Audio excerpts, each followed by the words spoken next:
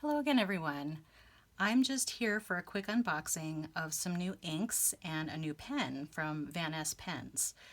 This came in record time. I would say from the time I ordered it to now, it's no more than 4 days. Seriously, it's kind of amazing. So I already took this out of the box, and here's a little thank you note that came with it. And I got two Robert Oster inks. I did indeed end up getting the Viola color, which is a purple ink. And then I also got the gold Antica color that I have swatched as a sample before on the channel.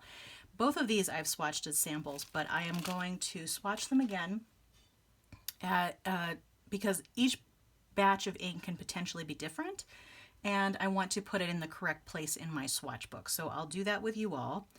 But first I am going to open this Monteverde fountain pen. So this is a Ritma. I'd heard really good things about Ritma pens, and it's very inexpensive, so I figured I would go ahead and try it out.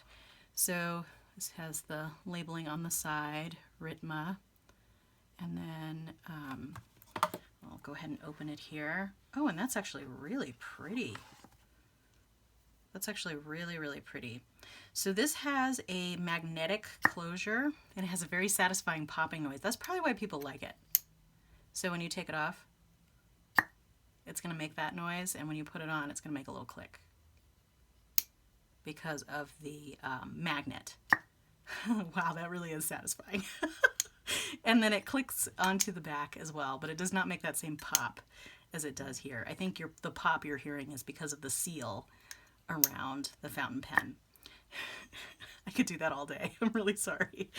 So I got a broad nib in this pen, basically because it was all they had left at Vanness Pens, and it just so happens that I had been wanting to try a broad nib.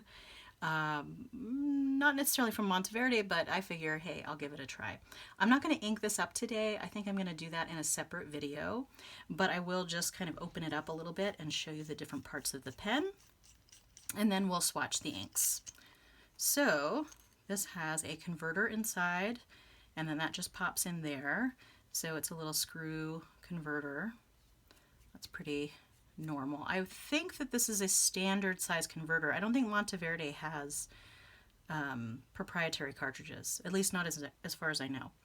So for now, let's see, I'm going to go ahead and snap that in there so that it's ready for me for next time.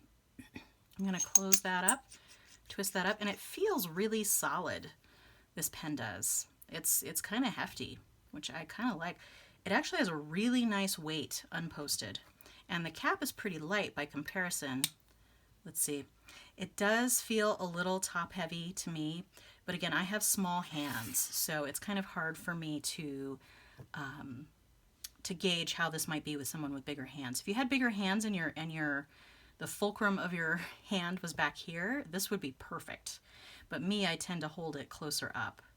And I do think that it feels a little bit better unposted. But again, I've said on this channel before, I generally post my pens if for no other reason than I lose my caps. So even if it's a little uncomfortable for me to write posted, I usually will, just because I don't want to lose my cap. Because seriously, I will write with a fountain pen, put the cap down, and literally turn around and I'll be like, where did that cap go? So I really have a bit of a fear of that now, I suppose. Okay, so I'm going to go ahead and close this one up. So it's really a cool design. I click, and then I'm going to do that one more time. That's sorry. That's just really satisfying on that pen. So I will do a separate video of inking this one up, but just not today because I don't have the time. I'm going to swatch these inks real quick though. So I'm going to put the pen back in the box for now. I'm going to go ahead and put it in its sleeve as well. And then I'm going to give these a little up and down like that. They're not shimmer inks, so it shouldn't matter too much that we do that. And I already have a page ready. There's 2 slots on this page, so that's where that's going to go. I'm going to get out my glass dip pen. I'm glad that landed nib first on the paper rather than the table. And then I have my automatic pen. So these are the things that I use for samples.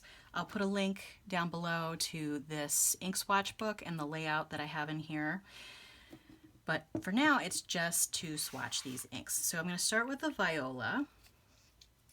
And I think that I am going to put this in my Pilot Custom 74. That was the plan. I actually already wanted this color, and that just gave me the added incentive to go ahead and get it. So I'm going to dip in here, brush off just a little bit, and then let me move this over a little bit actually so you can see that. Okay, it's a lovely color. Oops, I think I need more ink.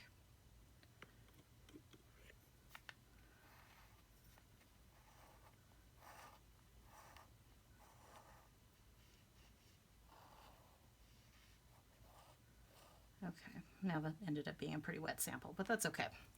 Because I don't have to let it dry to go to another page, this can be a little wet for right now, and I'll just leave the book open to dry.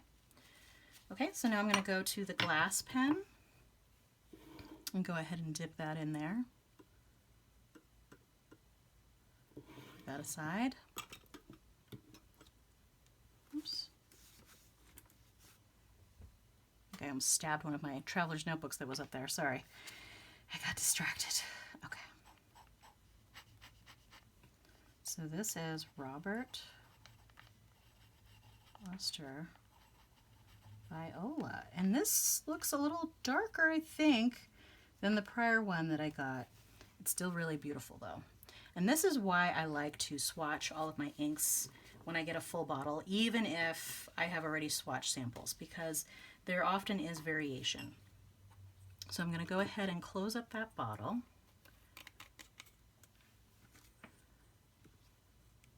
Put that over here, and then I'm going to go for the Gold Antica.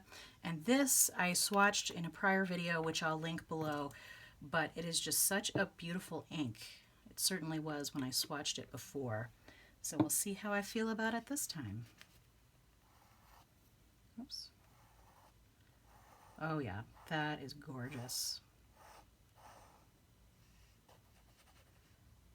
Still liking it.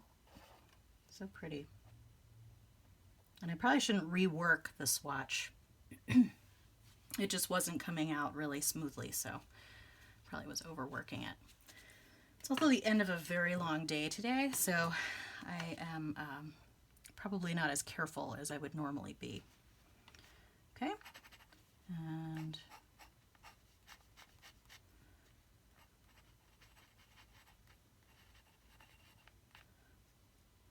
what's the specific name? It's Gold Antica.